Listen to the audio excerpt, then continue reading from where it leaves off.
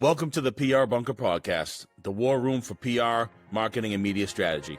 Hosted by me, Don Martelli, former reporter turned PR and marketing strategist with over 20 years of experience in reputation management, media relations, and brand positioning. Each episode, I cut through the noise and get real about the challenges and opportunities in PR, marketing, and corporate communications. I sit down with innovators, disruptors, big thinkers, and challengers who are reshaping industries, breaking the rules, and making headlines. Whether it's navigating a crisis, crafting the perfect pitch, or building a brand that actually sticks, this is where strategies are built, stories come to life, and reputations are won or lost. If you're in the trenches of PR and marketing, buckle up. This is the PR Bunker. No fluff, no bullshit, no spin, just the real talk you need to lead in today's media landscape. Let's get started. Hey, everybody. Thank you for joining me yet again here down in the PR Bunker. Today, we have a very special guest, somebody who I've known for quite some time, who's helped me a variety of ways throughout my PR career. When you talk about networking and being connected, Karen Reynolds is one of those people who I've just, I keep on my short stack of Rolodexes that I just know if I need a brain around something, a connection to be made or an idea. Karen's always somebody who I've gone to over the years. So Karen Reynolds, thank you so much for joining me down here in the PR Bunker. Thanks so much for having me, Don. I'm really excited and not going to lie, a little nervous. Nah, don't be nervous. We're friends here, so it's all good. So for those of you who don't know, Karen is, wasn't a former journalist, hasn't spent a ton of time on the agency set. However, you have. I'm all a right, so you have. journalist. You're I a have former a journalist. journalism degree from UNH. See, I now I'm wrote getting for you out of the your shell. Sun Journal in Lewiston, There Maine. you go. See, And so I you was are a an old salty scribe. ringer for the Portsmouth Herald to cover high school sports. So All right. So perfect. All right. So I Very stand early. mistaken. Okay. So yes, a journalist, but where I was going with this is that you don't have to be a full-time journalist like folks are today to be a good storyteller. And for me, what I've experienced with our relationship is over the years that you connect people, you tell stories, and you always have purpose with the folks that you're connecting. But one, I would love to tell our audience from your journalism days to today, give us a little bit of salt and pepper of your journey and what you're doing now. Sure. So I'm a New Hampshire girl, grew up in New Hampshire, went to UNH, went on the big trek to Boston, which for me was big city. And that my journey began with Business Wire. And so I started at Business Wire in 1997. I held 7 or 8 different roles there, from editorial to operations to customer service to sales to basically running the office when I was my final role there. For 90% of it, I loved it. And so I can't complain. But the thing I loved the most was public relations people. And I found that when you are working with public relations people, you're working with the most responsive people in the world, because they cannot leave an email unanswered or a voicemail unresponded to. So God bless them. It gives us the hives. It gives us, when my inbox is full, it gives me the hives. Unread Slack messages, text messages. Oh my God. Yeah, because when I pivoted to other roles, I was serviced IT and HR and found I couldn't quite figure out why nobody was responding to me, only to discover that it was, in fact, that I had this amazing connection to the public relations community, and it brought me back. And so post Business Wire, a few other roles that were really fun and unique, kissed a few frogs, and then found myself back in the public relations space where I feel I belong, and currently very happily representing a business, an up and coming business called Reportable, which I'm sure we'll talk a little bit more about. But that's my journey in a nutshell. I love that. So Reportable. I mean, there's a million tools us PR people can use. My first entrance to tools were like piece of paper into this thing called the fax machines, and press releases out to reporters. And then when fax machines had the ability to bulk send press releases to people, I was like, this is great. And then like PR Newswire, Business Wire showed up, and all of a sudden, whoa, I can send this document via this email thing to some lady named Karen who's going to get it out in the world. And oh my God, it actually works. So, and clearly today, between the GPTs, the Perplexities, the HubSpots, Salesforces, there's a million tools out there. Tell me about Reportable. What does it do, and why do PR people like me need to use it? Sure. So there is so much value in the Newswire business in general. And again, I go back to those fax days. In fact, my first role at Business Wire was pulling from this fax machine and retyping in those press releases so that they could go out over the wire. Holy so smokes, yes, that's brutal. hello world, Wow. predated the email. As we all should. I remember my worst assignment at the Globe was transcribing the calls that people would make to us to transcribe the bird sighting column. Awful. So we share that in comics. So keep going. Reportable. Yeah, so Reportable is really a modern take on the press release distribution process through the lens of tell the story, tell it well, and don't be limited by words, by the cost of multimedia, by basically the airline approach that a lot of the news wires have to how a small business or a nonprofit might be able to tell a story. So we are not a large distribution network for disclosure. We're not going to service the NASDAQ and New York Stock Exchange, but the wire services that do that are also typically servicing the small businesses and nonprofits and putting them all into the square peg into the round hole. And we're trying to change that narrative to, well, what if there was a different peg for the nonprofits and small businesses? And so we're in the process of both developing that, but the primary solution right now is ready to go for businesses that really want to have more of that targeted approach for what a private company needs. They don't need to be on Fidelity. They don't need to be on these expensive websites because they don't have ticker symbols. And so we're taking a different approach to that. Love it. I love the fact that there's a focus on storytelling, because I know, today, we're all 30 seconds away from our next distraction. And sometimes you need to get news out, and you hope that your integrated approach between email, social, word of mouth, that kind of works. But sometimes you just need a little extra gasoline on that fire. And it sounds like that Reportable is kind of that tool. I personally have used it recently for a client of mine that was in the legal field looking to reach particular people to consider getting involved in a class action lawsuit. And it really worked out well for us to be able to say, hey, look, there's this issue going on that you don't know is actually happening. You should get a hold of. And, it really became one, it was super quick and easy. I mean, I called you randomly. I think it was on the Thursday or Friday. I was like, Karen, I'm kind of freaking out. I need help. Karen was like, I got you. Give me your stuff, get you all set up. And you and the team did a masterful job. And so, I mean, ease of use is great. Affordability, ridiculously affordable. And the fact that it just worked, and the format's also kind of cool too. So it has that kind of doesn't feel like it's pay for play, but it doesn't feel like a traditional wire service. It just feels like it's just scriptive. It just felt very much like a tool built in 2025, if you will. How long has the company been around? About 8 years. In development a little before that, but I think started really hitting the ground about 8 years ago. And I joined about a year and a half ago. But I had met the founder back in my Business Wire days through, of all things, networking. There you go. And we had a really good rapport, and I had given some advice on some ideas that I had heard through the grapevine were things PR people were consistently asking for. And I think, it was really fun when we reconnected to know that I had known him since the beginning. That's cool. Can you spill the tea a little bit? Like, what's next for Reportable? What's going on now, just with media and content is one thing, but in a year, 2, 5, I mean, who knows where we're going to be in 10 years? Like, where do you see the evolution of the platform based on those needs you're hearing from PR people? So it really breaks down into two pieces. There's the press release side, which I'm really excited to tell you about, but then there's also the monitoring and analytics side. And that's been our growth path in the last year and a half. So the T there is AI is great, but it's never going to deliver the product that an agency can wrap in a bow and send to their client. There needs to be a human element to it. And it's either going to be a painstaking effort for those agencies to take that report and, again, reshuffle it, or whatever the case may be, fix the sentiment, fix the share of voice, or they can assign it to a service like ours, which has really developed this hybrid model.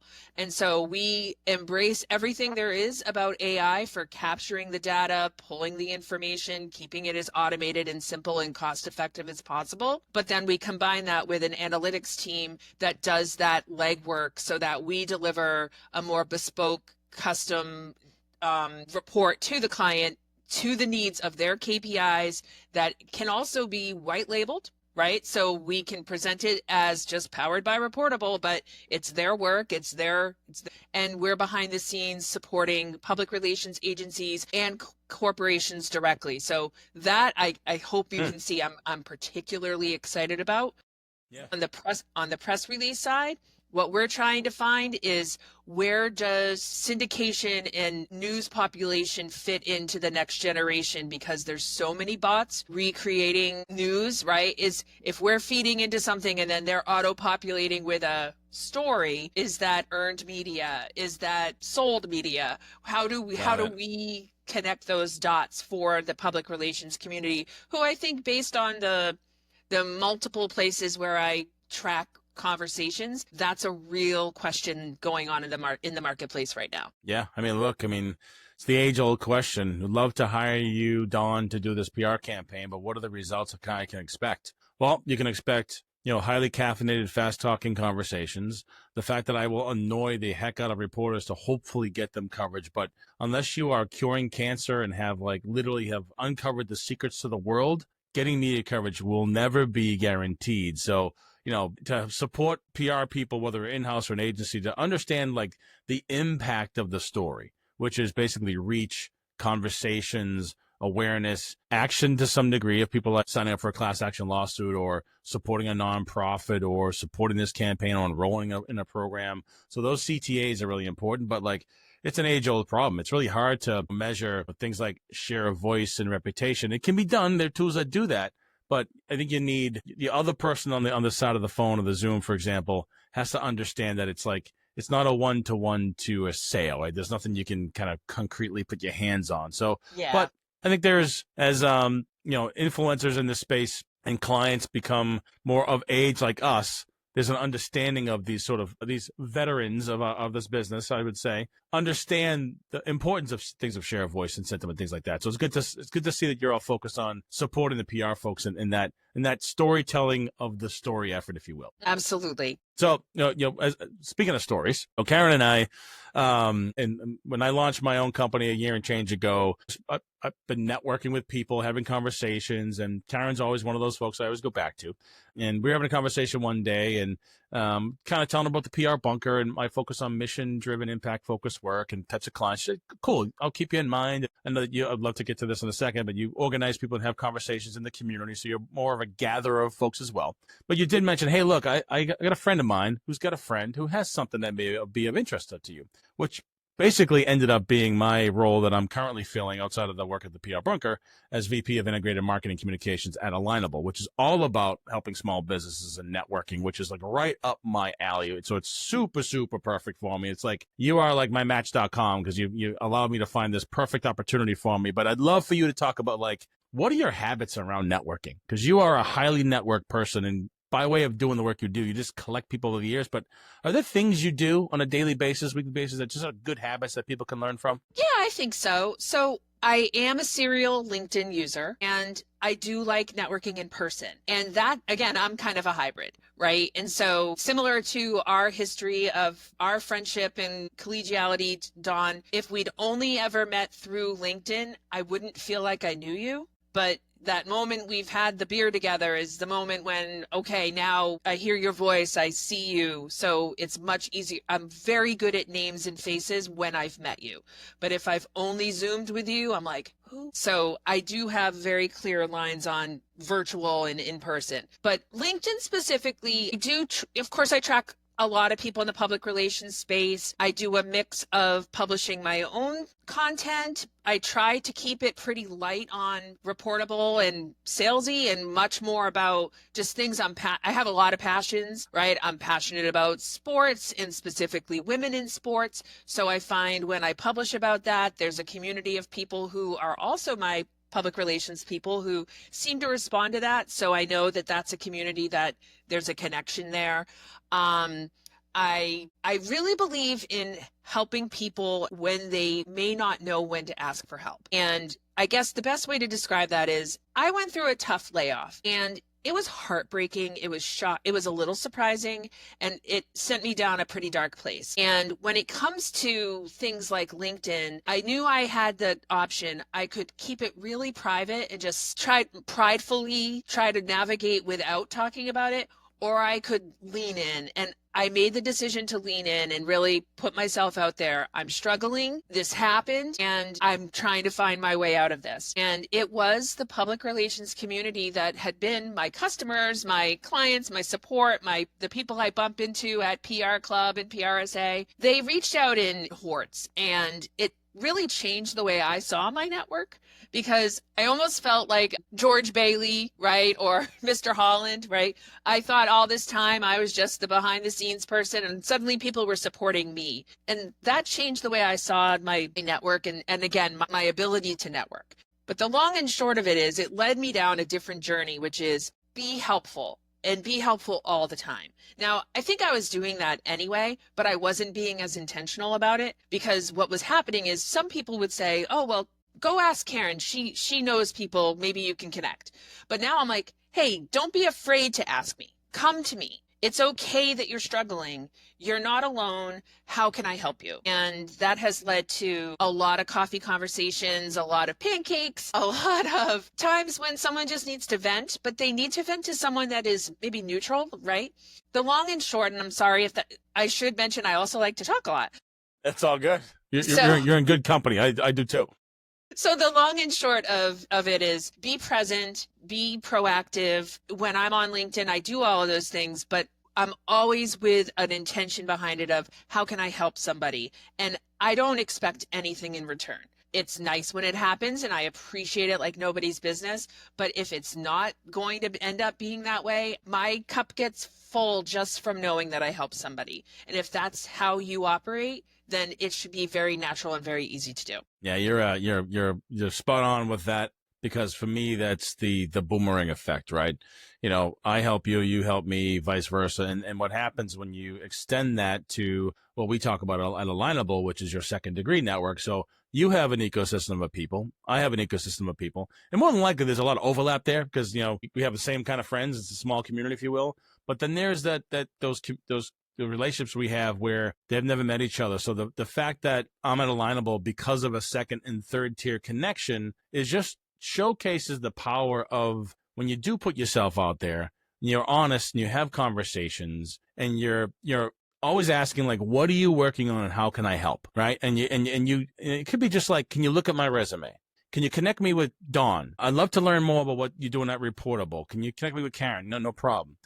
Just the fact that you're like a switchboard operator, plugging in answers to people's questions. And it could be as large as giving somebody a job or giving them some hours on a project where they just got laid off so they can make some money. If you do good and you carry the white flag and be an ambassador of others, I'm a firm believer that comes back to you in spades. And if it doesn't, those that are taking advantage of it aren't meant to be in your world to begin with, right? If they're taking more than they're giving, then see you later. But I do feel like there's, between the ability for us to connect digitally at any given time in seconds is great because it allows us to save time.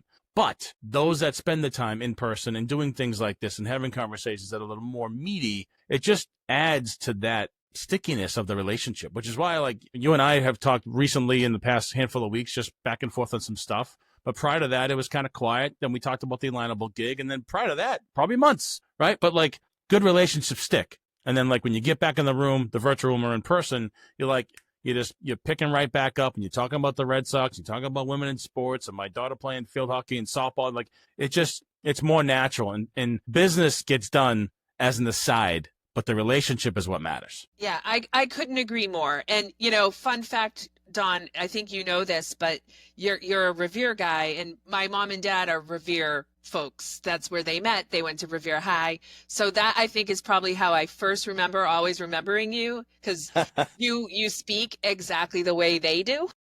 I don't know what you're talking about, Karen. Revere. It's Kelly's roast beef. So being in the PR bunker is really fun for me. Everybody's welcome down here. A shout out Revere. So I know outside of your work connecting people and Reportable, you do other things that align, pun intended, with connecting people. Talk to us about that a little bit. Sure. I think it really, ever since I was part of the PR Club, which was Pub Club back then, and was on the board for many, many years and got to know people on a more one-on-one basis, I always found that when people were job hunting, sometimes they were doing it privately, right? They didn't want everyone to know that they were on the hunt, but if you hear about something, can you mention it to me? Again, I've always been an advocate for helping people connect the dots. What I started in the last year was a group, mostly through LinkedIn, that we call it the Boston PR Breakfast Club. And it was a way to get a bunch of people that were all, again, displaced, looking for new roles, to connect on some of these topics. And we found some trends. So for instance, we found that, there might be a little bit of ageism going on in hiring right now, right? Not necessarily a surprise, but maybe it made a few people feel better when they realized they weren't the only ones. Now, do we have a solution for that? No. But not feeling alone can be, in and of itself, a really meaningful thing to get over, right? That you're not alone. So we started this group, and it began with meeting very old school at an IHOP on Soldiers Field Road in Brighton, where I think a lot of people spent their college late nights. And we'd gather about once a month, and sometimes we'd have 6 or 7 people, sometimes we'd have 2 or 3, but it was a chance for everyone to kind of just talk about what's happening in the technology of HR. Is anyone having trouble getting their resumes through? And suddenly we had an idea. Well, maybe we need an expert to help us with this. So we ended up partnering with the PR club, and we did a full webinar with 2 recruiters who gave really actionable advice on, this is what's really happening in HR software. These are the do's and don'ts. Here's some advice. And while we all know that most jobs are going to come from networking, they're not going to come from a resume through HR software. As someone who's job searching, you can't not do it. Right? Like, again, they have to respond to their emails, and they have to respond to those job postings. So why not improve your chances? So we tried to find a solution. And then we said, well, if most people are going to find their jobs through LinkedIn, how can we do a better job of helping people with their profiles? So once again, we put together a webinar, and a very good friend of mine who's a career coach volunteered her time to do a full webinar on best practices for improving your LinkedIn profile when you're job hunting. And we had about 15 people on the call. She answered one-on-one questions. She took them through an entire case study of how to, again, the do's and don'ts. So these are some of the ways that I try to connect people. And then finally, I think the thing that is the third and foremost really important was recognizing that I can't be all things to all people. Like, I'd love to, but I'm actually not the right solution for most people, because I'm not actually a practitioner. I haven't been through a lot of the experiences. So I started a mentor program, and it's really in its infancy still, but it helped me reconnect with some old friends. That's actually how I reconnected with Christina, because I had put out a kind of the bat signal, and she very obviously responded and said, I have a little free time. I could help a couple job seekers. I introduced her to a couple different people who were in a space that they were looking that matched her expertise. And that's how she and I reconnected, because she's on the West Coast. We hadn't talked in a while, and it was like we picked up right where we left off. And for sidebar, Dawn to Karen to Christina to Chris, who I work with at Alanable. Shout out, Christine. Absolutely. Huge shout out to Christina. But if you look at it from that perspective, it was that idea, like, and I actually have this spreadsheet where, like, I have people connecting who would be a good mentor for this person and for that person. Wow. When they were at agency and they went in-house, that's what this person wants to do. Wow. So that would be a good journey for them to talk about. So we need to find somebody who can build this as a platform. I couldn't agree more, because it was... Sidebar, and anybody listening to this that's a developer, UX type, Karen, find a way to trademark this, because if it's just like it's like basically taking, like, so Lineable, for example, does that for business referrals to small business owners. LinkedIn does it at a global scale, but if it's just specifically for mentorship around your career, and that's all it did, brilliant. So whoever's listening to this, if you're still in the idea about coming after you, but Karen, get the website going, get the trademark, find a UX person, and let's get it done. It's a brilliant idea. I love that. Well, thanks. And interestingly enough, that's the thing about me. If it could be solved with technology, I'm going to have a spreadsheet and still try to solve it the old-fashioned way, right? Love it. Probably would still have a Rolodex if it was realistic to have one. Love it. Yeah, we all do it. It just sits on our phone these days. Exactly. Well, good stuff. Towards the end of the back end of the chat here, but I would be remiss not to ask you, in the stack of our 4 Boston, well, 5 teams, right? So Bruins, Celtics, Patriots, Red Sox, and the Revolution. Where's your fandom these days? What do you like coming out of the Red Sox camp? You got Mike Vrabel in New England, the coach of the Patriots. Like, where are you at with your Boston sports fandom? Because I know you're a nut. So where you're at? All right, there's going to be some surprises here. but a couple aren't going to be surprising. All right. My number one right now is the Celtics, and it's not a bandwagon thing, believe me when I tell you, because I cried green a lot.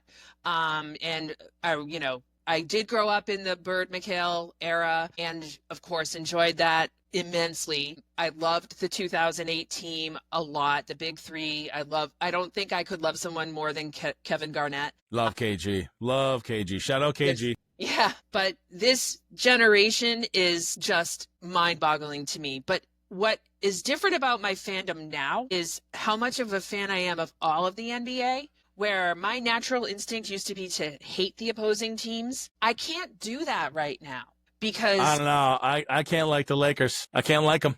No, I disagree. I'm not I can't like the Lakers. I hate them. It's different. It's different. It's funny because Alignable, our color is purple. And all I can think about every single time is the Lakers. I'm like, if we introduce yellow as the color palette, I'm quitting. No way. Fair enough. And believe me when I tell you, I will never cheer for them. However, the combination of LeBron and Luka and what just happened with that blockbuster trade, combined with the renaissance in Golden State and OKC, I mean, SGA is an unbelievable talent. Like, I never used to talk about, like, I don't really remember Kobe because I didn't watch anyone but the Celtics. Now I just feel more enlightened. Like, I can appreciate the players from across the league. And I love that about this new generation, that we have what we have, and I love it. But I also love how we match up against these other teams, and I'm so much more informed. I can get a whiff of a Karen's NBA podcast kind of vibe going on here. We should totally. I mean, why not? Karen's hot takes in the NBA. It'd be great. Well, my daughter and I do the halftime show. We like to do our own version of it. It's a lot of fun. You should be recording those. You should be recording them, and you should be posting them, Karen. Absolutely, do it. To be continued. Let's do it. Here's the rest of the surprises, though. So I am still a Red Sox fan. However, I slowed down in my faithfulness because I couldn't get over the 2018 season when they might have broken some rules. And it bothered me to a level that kind of I've struggled with for at least 7 years. Got it. But I did watch the game yesterday. I was excited. I found myself kind of getting that excitement back, but that excitement had been gone. I don't have Nesson right now. I only listen to the games on the radio. So I'm getting there. And I'm still a baseball fan in general, of course, youth and, across the board. Course. Everyone knows, I'm big into women in sports, and baseball is a huge thing for me. So I'm getting there with the Red Sox. Now, Bruins, I've never really been a hockey fan. I went to UNH, go Wildcats. Maybe went to one game. So just didn't grow up in a hockey family. Got it. But I do want them to be the winners. The Patriots is where I'm really going to throw you a curveball. I hate them. Oh, there you go. And I'll tell you exactly why. Yeah, tell me why. You know how you hate the Yankees? That's why I hate the Patriots, because they act like the Yankees. Yeah, well, just because winning's tough. Yeah. Well, we did. I would say that those days are now gone, right? Because we stink. Yeah. We stink. Yeah. But 20 years of us being obnoxious, absolutely. There's just this thing about them. I just don't like them. And I don't like the way they treat their players. Yeah, there's that too. Again, I don't get super into it. What I love is I get my Sundays back. We don't have a Sunday ritual in the winter, so we get to do other fun stuff. There you go. What I find interesting about this is the professional sports now in Boston. I feel like it's a third chapter, right? Because we had, like, you think about the late 70s, 80s, you had the Birds, the Bruins playing well but not winning, the 90s, and then 2000s clearly was dominated by the Patriots, and the Red Sox had success. And then, like, after that decade or 2 decades of just between the Bruins, Celtics, and the Patriots, all 4 teams basically winning, the Bruins in 2011, all of those old faces are now gone. It's a whole new wave. So, like, my kids that grew up in an environment when they were young kids, all we did was win. And then they've gone through now a period where, like, we weren't winning, but now we're starting to win again. So it's like this very cyclical thing. Mm-hmm. I asked it. Good. Fear that just like 1918 used to be chanted, that 2018 will be chanted 50 years from now. Maybe.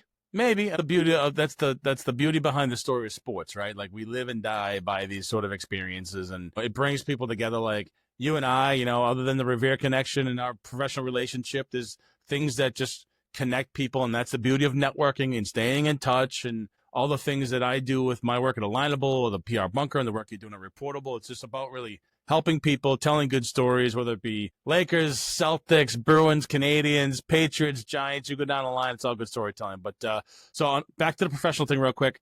If people want to learn more about Reportable, how can they do that? Sure. So, I mean, of course, you can always go to the website. Our website is reportablenews.com, but it really comes down to reach out to me, right? Let's have a conversation. I'll take you through what you're looking for and help you navigate where in the Reportable ecosystem we might be able to help you. Because we really are functioning more in a much more consultative way because of the nature of what we're trying to build. So cool.